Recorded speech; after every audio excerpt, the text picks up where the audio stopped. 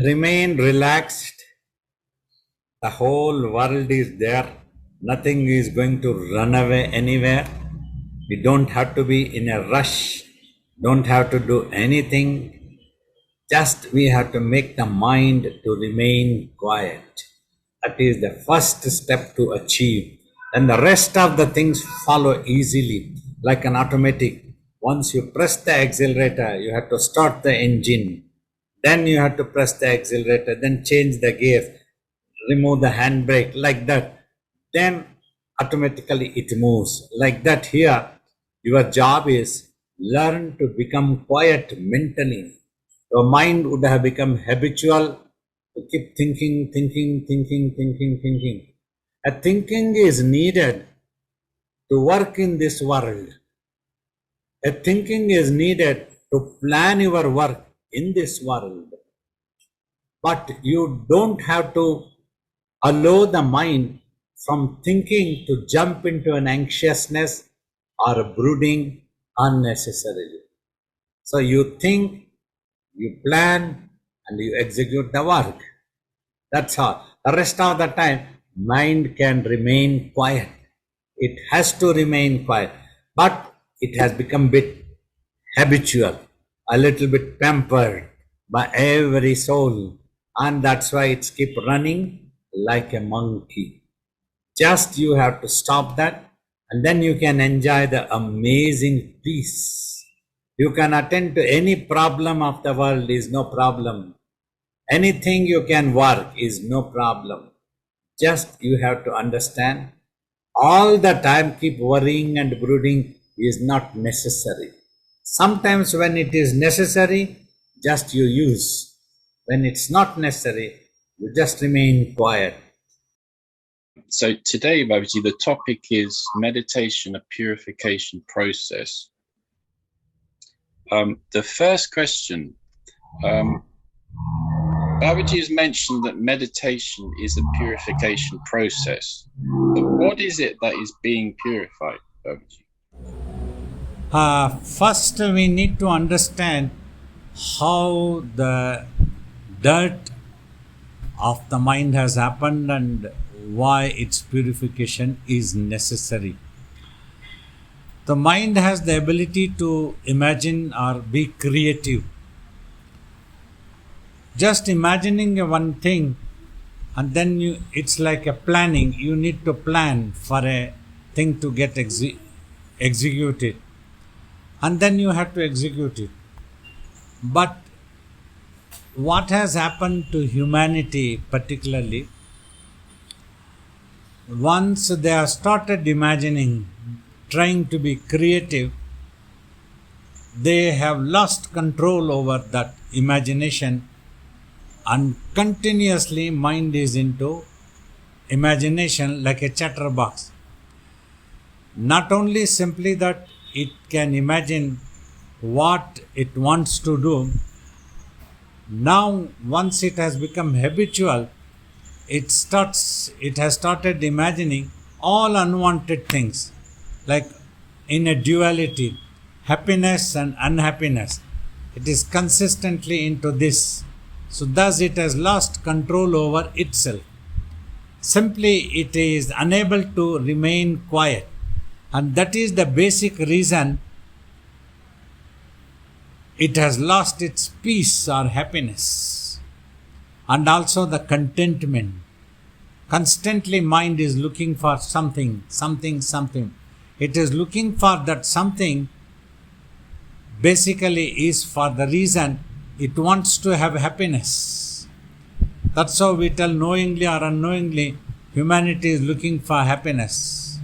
But because it has become habitual to imagine or keep thinking, keep worrying, be happy and be unhappy, like a constant craving has happened, which is the basic reason for unhappiness. So this craving, we can call it as the mind getting corrupted. So due to these corruption habits of the mind, that mind has lost peace. Now to achieve a permanent peace, at all times it should be there. Like a peace or happiness is your existence right? That's what I would like to tell.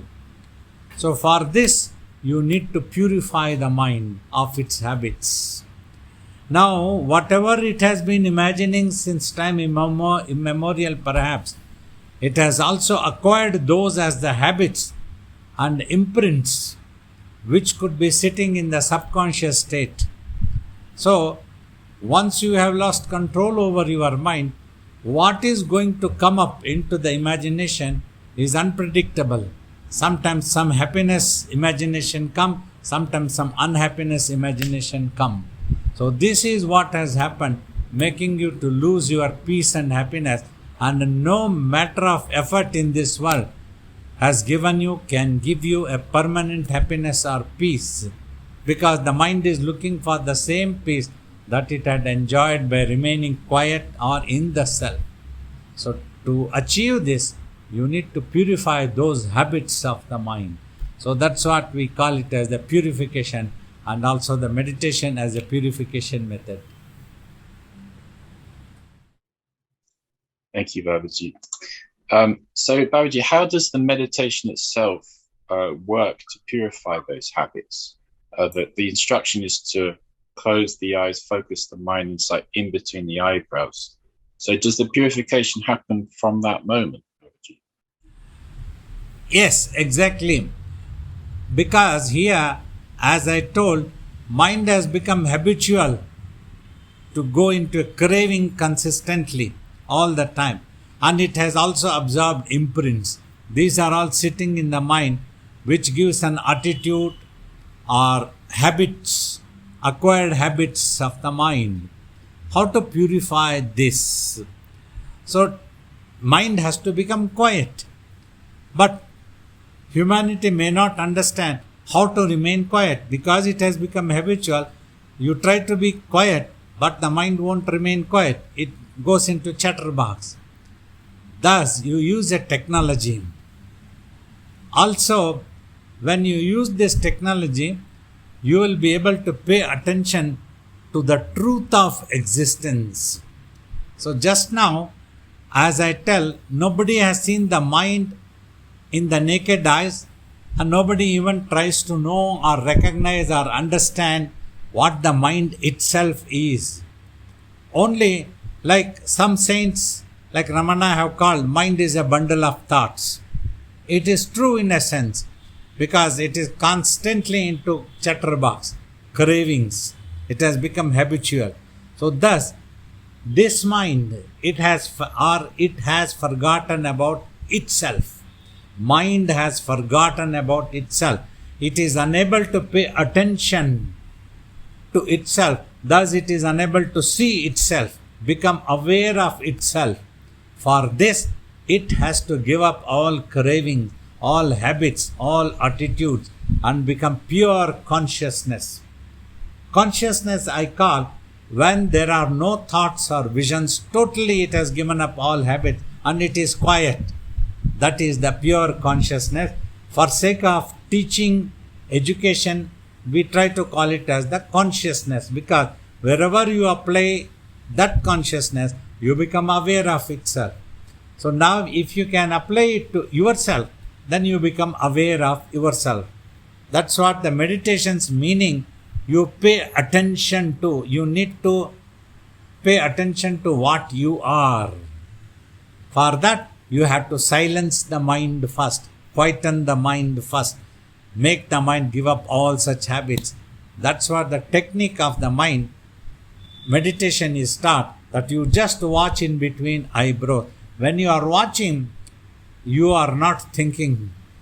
Until you are thinking, that means you are not watching perfectly. That you must know. Using the eyeballs, which is one of the strongest sensory organs, if you fix the eyeballs and just watch, it can bring the mind also and hold on to that there.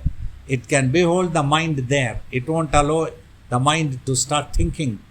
That is how, if you steadily watch any scene or any wall, any dark or any light, anything, without thinking what it is. That is what the condition is. You must not think what it is. If you are watching a mountain, you must not think that mountain as a mountain, but just watch. If you are watching, like I have always told of the microphone, if you watch the microphone, you must not think the microphone as a microphone, whether it is a microphone or whatever it is. You just have to watch. Then the mind gives up all its habits, then it becomes purified, then it regains the awareness of itself, because its attention, it is able to pay attention. Wherever you apply, it becomes attentive. But the problem is, when it starts imagining about that, say, if you steadily watch me, then the mind might start imagining, oh, Baba has become very old now. He has grown the white beard. Something like that it starts imagining. And yet it gets carried away, never ending, like a chatterbox. It starts thinking, will Baba be sleeping or he doesn't sleep? Does he eat or he doesn't eat? Is he really self-realized or not self-realized? It can think anything. Like that the mind jumps. That must not be allowed. Just watch. That's what the idea of teaching meditation's technique. You just watch. So when you just watch, the mind gets purified, eventually giving the mind to pay attention, a chance to pay attention to itself, and thus become aware of itself. That's what eventually self-awareness or self-realization. Thank you, Babaji. So is this silent meditation, which doesn't have any external anchor, is that the highest form of purification, the highest practice of purification? This is one of the highest form of meditation practiced in ancient India since time immemorial, very ancient times. Earlier times they used to practice this meditation and achieve what is known as total stability of the mind, stand stillness, which is known as samadhi, and become self-realized. So this is the technique which our master Shiva Bala Yogi obtained by the manifestation of divine Shiva, who came as a Jangama sage from a fruit and made him to sit for tapas and gave this technique. So our Guru Swamiji passed on this technique to us and thus we achieved this quietness of the mind and self-awareness. Now as the mind is quiet, it is totally aware of itself. So that's what anybody can achieve. That's what we try to teach if the attention is paid. As I told, there is no other external anchor in this. You are trying to give the mind a habit to become quiet on its own without depending on anything. Like if you give any object, any name, any sound, any mantra, anything, first you have to concentrate on that. Suppose you are chanting a mantra, your mind needs to get applied and concentrate on that mantra, on that effect of the mantra. Whether you are chanting silently or with sound effect from your mouth, whatever it is, but its attention must be on the mantra. That is when that mantra can become powerful to you. Otherwise, your mind could simply run away anywhere and you are simply mechanically chanting the mantra. So that will not be effective. So that's also, we also tell, if you don't apply the mind, your prayers will not reach God. Only through the mind's application. That's why some saints have told, mind is God. Mind is the form of God. We also tell mind is the basic clue for divinity. If the mind is a droplet, its ultimate truth is recognized as divinity. So like that, it can pay. So thus, also I have jokingly told, it's like getting recruited as an officer directly. You don't have to depend on any anchor. You don't need to chant any mantra. No need to repeat anything. Don't imagine anything. These 2 points are important. So you just watch then. When you are watching, you are not thinking. Then the mind becomes quiet and it gains awareness of itself. Only in the beginning, you use the eyeballs. But mind will not be watching the eyeballs.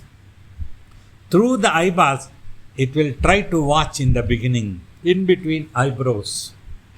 In the instructions, nothing is told as to what you are supposed to watch. You are asked just watch. Just watch means do not try to analyze what you are watching. Don't try to imagine what you are supposed to watch. There is nothing. Simply watch in between eyebrows. That means anything comes. If nothing comes, just watch. Then the mind becomes quiet. Slowly it gives up all its thought habits, all its visions. So we also advise any thought or vision, if it comes, use it to focus your mind. Watch that thing, but do not try to think about that. Don't try to analyze and don't make a judgment. Because all these things can happen simply based on the mind's imaginations, which need not be truth. So only the truth is revealed when your consciousness is not into any type of imagination. That's what Adi Shankara talks in Viveka Chudamani. When you come face to face in your consciousness, and when your consciousness is not into any type of imagination, know that existence as the truth. That's when the Atman, the self, is revealed. Babaji. Babaji has mentioned that not to get involved in either the good or the bad in this world to achieve that full purification of the mind. Does that mean we shouldn't take anything seriously, Babaji? I mean, mentally, is that what's recommended? Exactly. In the beginning, this could be awful, or one might feel bewildered. How is it possible that we don't take this world seriously? It is here. All such things are happening. So many things happen in our lives, surroundings, to our own people or to the world. What we tell, just by taking worries into the mind, you cannot help anybody. You understand, no problem, but don't take it seriously as that is the only truth, or don't try to imagine anything. You get to see something is happening. You want to help and you help. You help anybody, it's no problem. But don't take that thing seriously into the mind. Just for example, say you are a doctor. Every day you have to attend patients in the clinic, in the hospital you go. If you take every patient very seriously and you become emotionally affected, struck, then you yourself might become a patient, and you may not be able to attend the patient, trying to understand what the patient's needs are, what the problem is. You may not be able to apply your brain at all. That can become like that. So that is the meaning. When we tell that don't take seriously means, when I tell that example, you call this world as very good mentally, then also you get involved mentally. You call this world as very bad, then also you get involved mentally. As we tell, one man's food is another man's poison. A certain thing might be very dearer to somebody, and that thing may not be dearer to another person. Like one person might feel very interested to sit with us and to try to know the spiritual truths. To somebody else, it may not be interesting. Oh, who is going to listen to this old man? He's talking something nonsense. Let us go and find something other enjoyable. So it is their attitude. So that's how things happen. If you have built an attitude, what do you call this world is good or bad? It will simply, depending on your attitude only, the world will appear. So that is what is the advice. If you practice meditation, you can achieve this. You will remain in the world. You will be working or behaving like a normal person in the world. But you won't take anything seriously and start worrying in the mind. You know fully this is a temporary appearance. If for the illusion, if we cannot understand fully what it is, at least we all understand it is a temporary existence, impermanent. Nothing is permanent. Everything is going to lose its shape, including our own physical body. If we understand that, so just attend to this, whatever is needed, but don't take so seriously that mentally you get affected. If at all you have to die in the body, just be ready. Don't be serious that you don't want to die at all. Then you get affected. So that is the idea of this teaching. Thank you, Babaji. So, Babaji, as one progresses towards self-realization, if the mind gets totally purified, then does such a person not feel the need to go into any thoughts anymore? And so how would such a person function properly in the world if the mind doesn't feel like going into thoughts, imagination? For this, different saints have tried to explain, like Ramana Maharshi tells, the ceiling fan is running and you stop the electricity. Then after that, the fan takes some time. It keeps revolving slowly, then it stops. In the same way, when a person achieves self-realization, total stability of the mind, stabilized one, Sthita Prajna is the word used by Krishna in Bhagavad Gita teaching. That means, Prarabdha it is known as, he has stopped, such a self-realized one, has stopped the future. He won't visualize anything about the future. So there won't be any future. But whatever he would have resolved previously, in the previous births, that will go on like an ordainment of the divine. And I have tried to explain in the same way, like having an attachment to the master and wanting to share your experiences, create an awareness about this truth of the self and its existence. So these are all the previous life's resolutions. Probably we wanted it to do like this after realization also. So this is recognized as if the divine has an ordained, you have a mission. So then you come into the midst of the society and try to help people to know about the truth of themselves, self. That's what Swamiji tried to tell. Meditate and know yourself. So he helped us to know by doing tapas, and we are trying to continue the same legacy. But our mind doesn't go into a craving. If at all I need to imagine, I can imagine. Mind has not lost the power to imagine. It can apply the brains, but it won't go into further craving after planning or imagining. So like I have also told, even if a self-realized master like us want to teach about that truth, we have to use the nearest imagination possible, because the ultimate truth cannot be imagined. It is beyond all imagination. It can appear either this or that. That's why in ancient times, first word they have used is tattva, means that. It was such an awesome experience when they realized that is not an inert, as Gayatri Mantra tells, it is not an inert object. It is supremely conscious of itself, just like the sun is supreme energy is there, just like the sun is also so bright. In the same way, that example has been given to tell.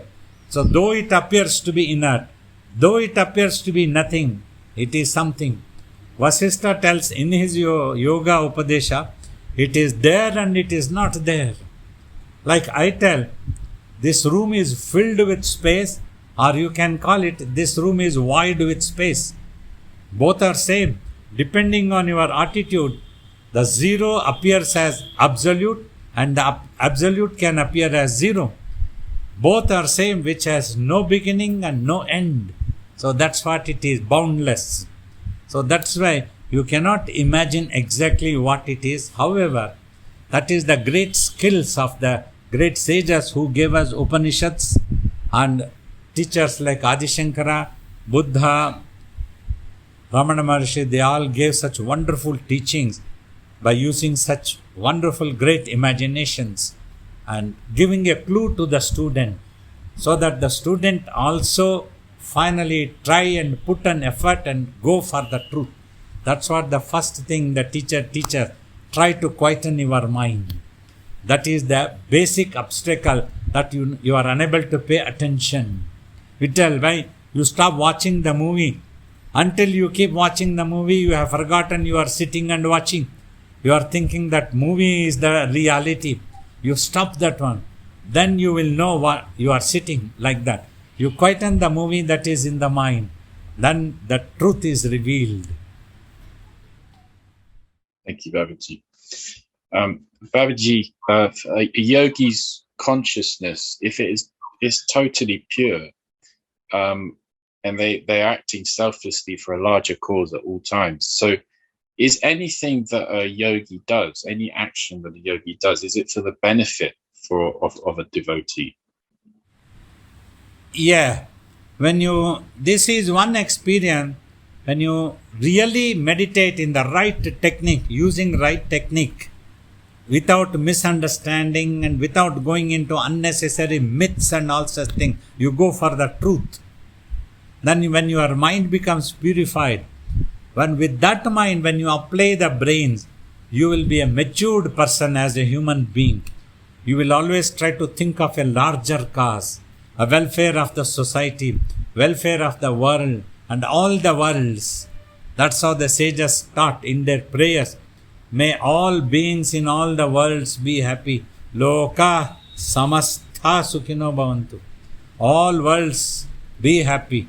So that's how one would think in a matured way. The selfishness and narrow-mindedness would have been lost, because you would have realized that I is not just this body. It is simply spread all, in all directions, all pervaded. When you know that, you are that I. Like Swamiji also used to tell, you do everything for yourself, for your happiness. Whatever you do or you don't do, either way, you are doing that even when you are not doing anything, just for sake of your happiness. First try to know yourself, and then you will know what your need is. If you think that this is only me, then you will think that my need is food, my need is some comfort, my need is clothes, my need is somebody connected to this, and thus you become narrow-minded and selfish, always behaving in this world. That's how conflicts arise.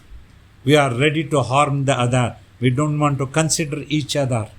So with small excuses, we go into conflict. We feel insecure ourselves and go into conflict. That's how all these things happen. That's how we have forgotten spirituality. Though we have tremendously advanced through science and technology, so we must practice spirituality also. Then we will know how to utilize all the things that we have discovered or invented in the right sense.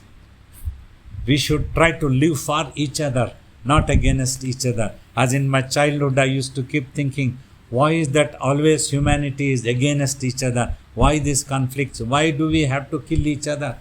Why can't we live for each other? All of us can happily.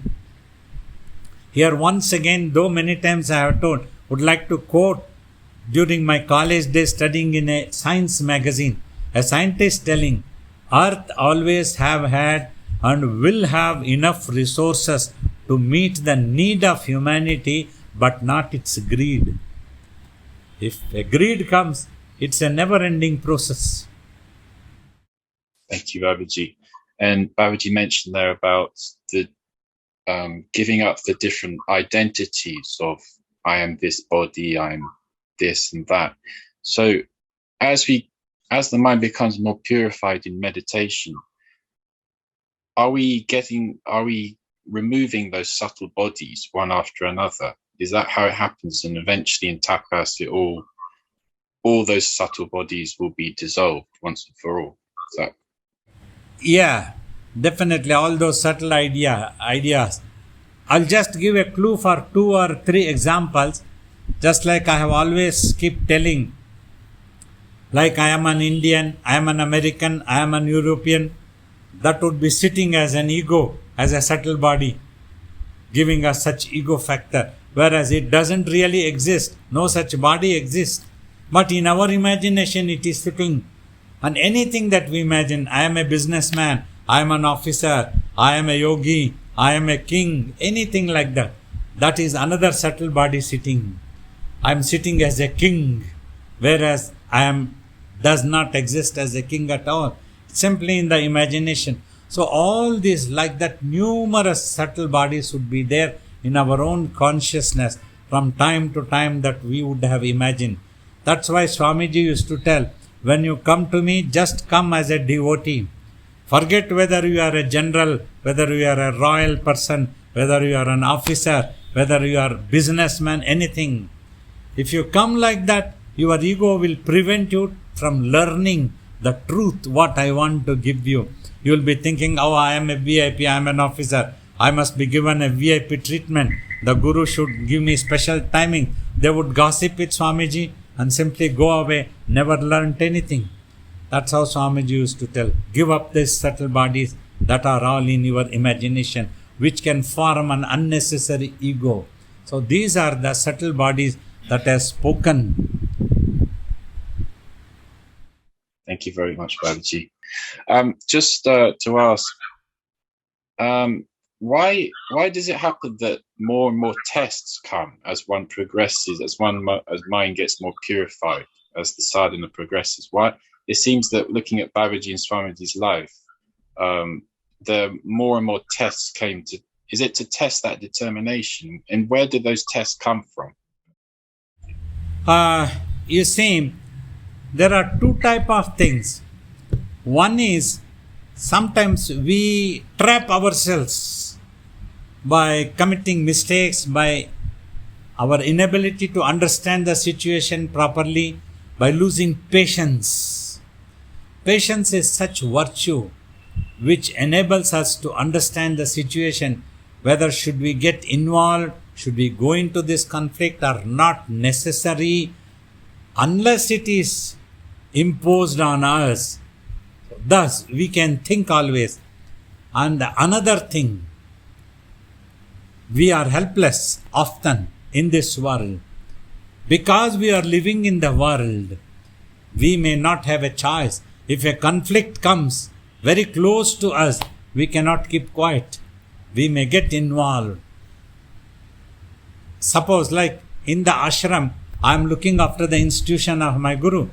If somebody tries to usurp this ashram and they create a conflict, we also get involved. So here what happened? I never wanted any conflict. I wanted peace, just mind my business, teaching the meditation. Wanted that anybody, as my Guru dreamt, should be able to come and sit here. And the lady, the royal lady who donated this property to my Guru, she also dreamt that common people should be able to come, sit, learn spiritual truths, practice meditation with the Swamiji and his legacies. So that's what she also dreamt. But if somebody tries to harm this situation, then we get involved. Though we don't want, but we are forced.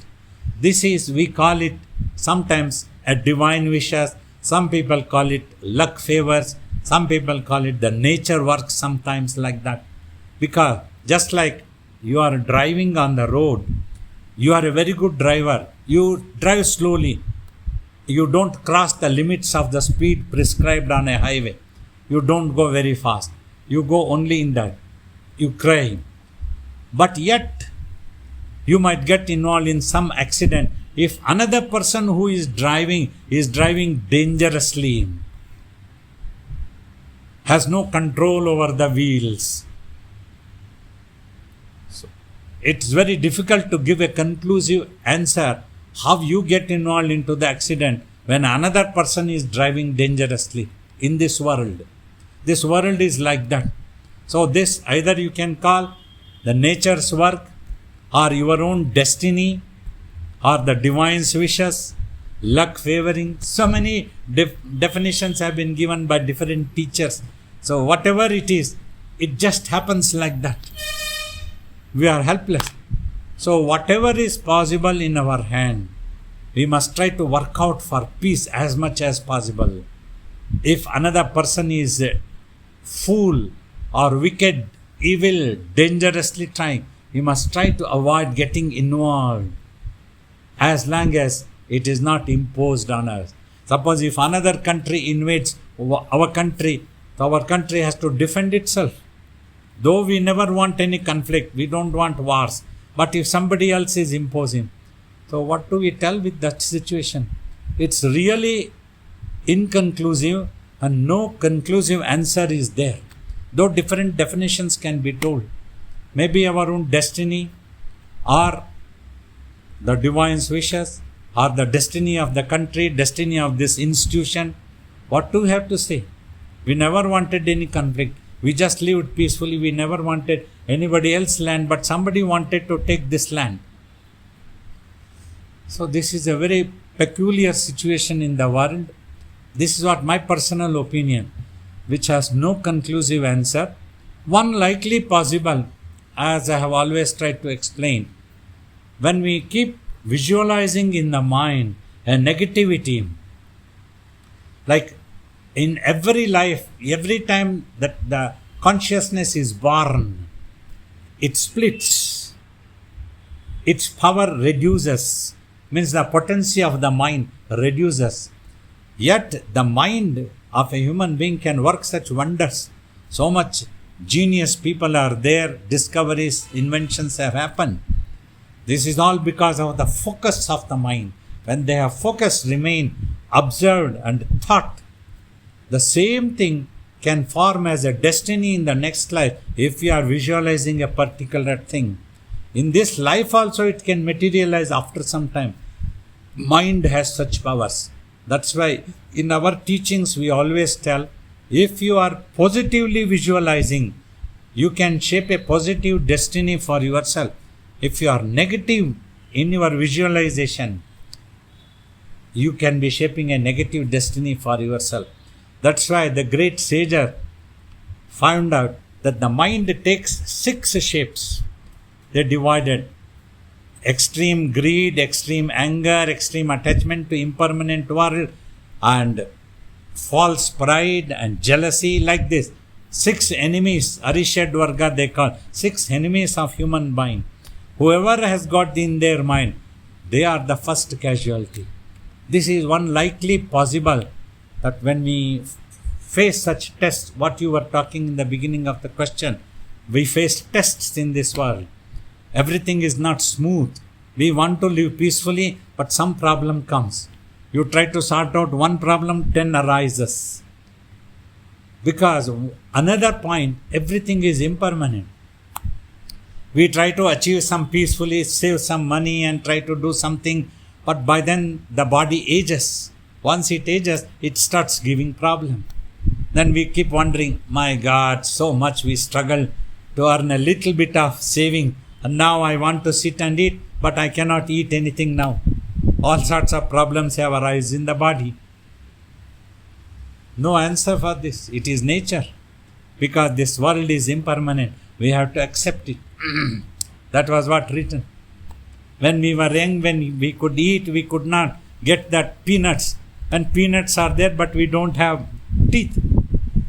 So that is the old saying we all heard from our elders. So that's what I'm trying to tell. It has such a beautiful truth. What to say? No conclusive answer for this. But that is one possibility. Hello, Namaste Babaji. Baba, is related to the previous question itself. I have one more question. So there are some people, who did something wrong, and I was avoiding them. But now they, by themselves, they are coming back and trying to, speak or behave like nothing happened. So how do you deal with such people? Usually avoid them, but they are coming back by themselves. You also talk as if nothing happened, but always be careful not to get involved in their bad habits. Just smiling at them or talking to them. So this is what is called diplomatic way of behaving. You just behave friendly, but you don't have to get into their habits or their way of life if it is not suitable for you. Look after yourself. Always beware not to become habitual to any of their bad habits. That's what is important. I'm not able to trust them. Yeah, you don't trust. One sniper says in a movie, I am alive because I don't trust anybody. You trust yourself always. Be careful. This is the world has become like that. So finally, if you still don't like them, they are totally negative and bad habit people, you can always avoid them. You don't have to meet. There is no imposition that you have to be friendly with such people, unless if it is the job place, if they are your boss, you don't have any choice. Otherwise you will lose the job. Then also skillfully, life is always like for the tongue living in the midst of 32 wicked teeth, ready to bite it. Skillfully you keep moving, mentally be alert. Babaji, Babaji always instruct us that concentrate on between the eyebrow and watch whatever it is, like dark, light, or whatever it is. Now, in my case, at least, it comes up like a faint pattern as the light and the dark, that they are changing, interchanging, transforming. Now, sometimes I feel like I can let myself be taken by these patterns and the visualization, visions, whatever you call it. Like being absorbed in it, not analyze it, not think about it, just being so absorbed and taken, like mesmerized by it. Is that right attitude or not? Take care that once you become mesmerized by a vision, the mind is likely to jump into an analyzation. Is it good or bad? What it is? Why is it there? Like that it can start.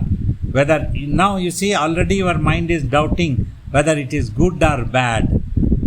Now what is our teaching is, if at all any such vision is coming, let it come. You just don't think whether it is okay, whether it is good or not. You just focus on that. Use that vision to remain focused. That is what is necessary. Then your mind will become quiet. Let it come. If it is coming on its own, you don't have to bother. It will go away, dissolve or evaporate on its own when you just keep watching that.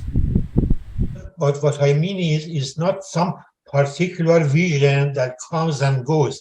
It's just whatever, when I close my eyes, it's in front like a stage, like a screen, movie screen, that it's like moving, changing patterns in light and heat, and it's always there. So, but I can be absorbed by it, so not think about anything, not analyze it, and be so absorbed and mesmerized by it, but I can kind of you see, now remaining absorbed is okay. What I was alerting is, do not become mesmerized. Then the mind can jump into further imagination like a poet. There is no need for that. You remain absorbed. That is what is just watching. When you are absorbed, you are not thinking. But if you become mesmerized, so that will give rise to an awesome or awful, either of the two. That's what take care. Sorry, Babaji. But the problem is, if I do that, like being aware that I shouldn't be mesmerized or watching, then my mind, the awareness that I am watching. It will be there as long as the duality, you are watching and the watcher, they both have to disappear. The seen and the seer has to disappear. It will happen. Just now, if you are absorbed, let it be. You just remain absorbed. On its own, that once that vision disappears, this I also disappears, because both are imagined things that are there. So remain absorbed for some time. You continue with that one, it will be all right. Baba, very nice to see you.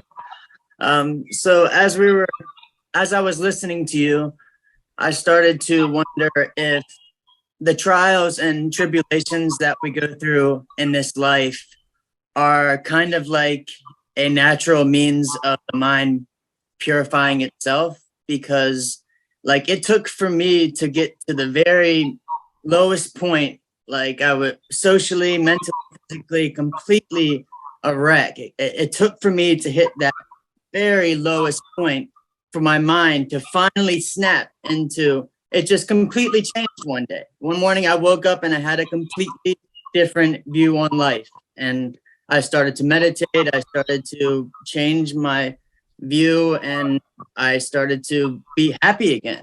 Was that kind of nature's way of purifying the mind? Yeah. Yes. That's how the mind becomes purified and becomes matured. Simply our attitude has to change. The world is okay in its place. Whatever has to happen, it keeps happening. Like in the movie, there is a hero, there is a villain, there is good, there is bad, happiness, unhappiness. Both combined together, only a story happens. So that's what happens. Now, what is our attitude? How we are going to take the things? It depends on that.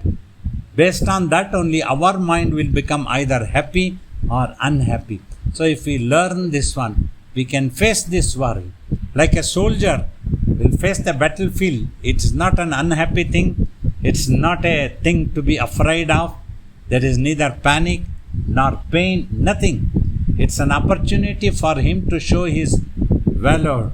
So then he takes it and he goes with that enthusiasm. He knows either I will do it or die. Both are equally acceptable. That's what in our life, both success and failure, if they are acceptable to us, we put an effort. I am going to teach everybody, whoever will come in front of me, meditation, self-realization.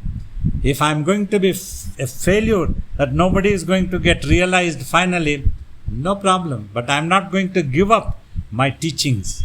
That's what my Guru taught us. So if you have this attitude, you are always happy. Babaji, actually, this situation I'm facing is very personal to me.